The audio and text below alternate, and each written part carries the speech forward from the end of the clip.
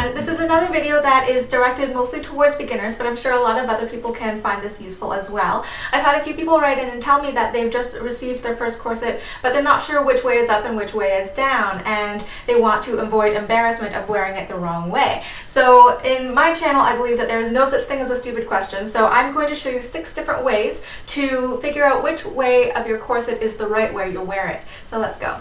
One of the easiest ways to figure out the top and bottom of a corset is to look at the busk. A busk traditionally has loops on the left side and knobs on the right side. However, when you're putting the corset on yourself, then in this orientation, it looks like the knobs are on the left side and the loops are on the right side. Some busks, like this one, have the 2 bottom clasps closer together than the other clasps. This is not an error in the bust, this is actually a feature. It helps control any protrusion of the lower belly by giving a little bit more control in this area. And if your corset has a spoon busk, then the bottom is quite easy to find because it's the wider part here, so the more narrow part is the top of the corset.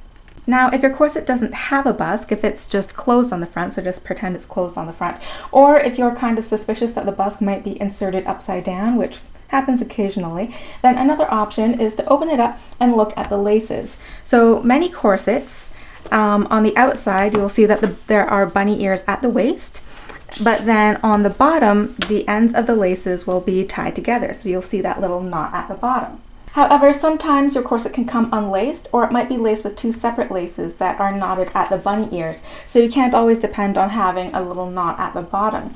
So another option is to look for little garter tabs. So garter tabs are these little loops of ribbon so you can attach garters to your corset for keeping up your stockings. And they are not the same as loops for hanging.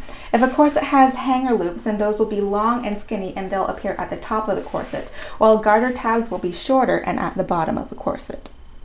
If your corset doesn't have any garter tabs, then look at the shape of the actual panels of the corset, particularly at the front.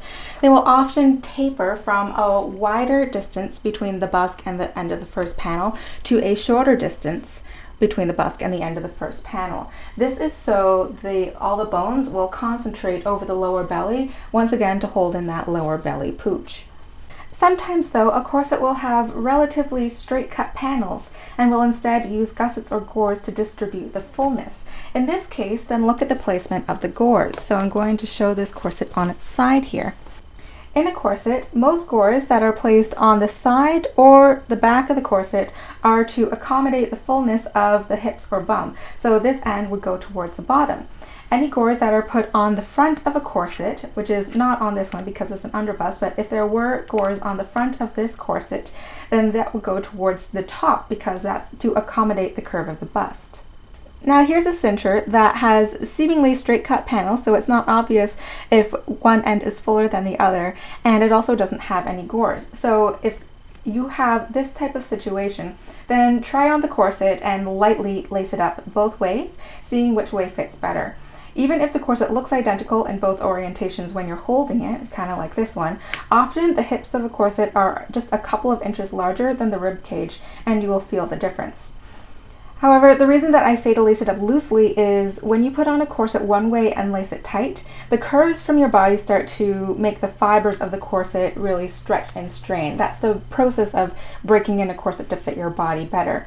I mentioned that in a previous video. So if you put your corset on upside down and you wear it tightly a few times, you may find that it might not fit the way that it was supposed to anymore when you actually wear the corset right side up. Now, some people who have a rib cage that's larger than their hips, their body goes into a shape of a V. This would be most men and some athletic women.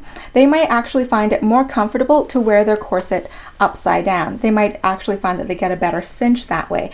And this is fine if your corset has, kind of identical peaks on the top and bottom, as long as you're okay with the busk, if your corset has a busk, being in the wrong orientation that way.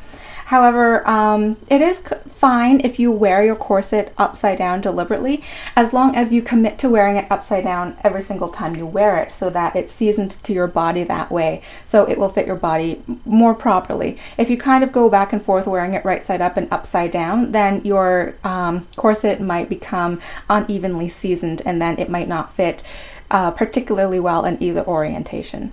So there you go, 6 different ways to make sure that you are putting on your corset in the correct orientation.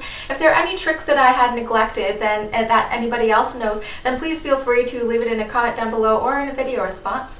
If you liked this video, then please click the like button and help support the channel. I'll see you all on Monday for the next corset review. Bye!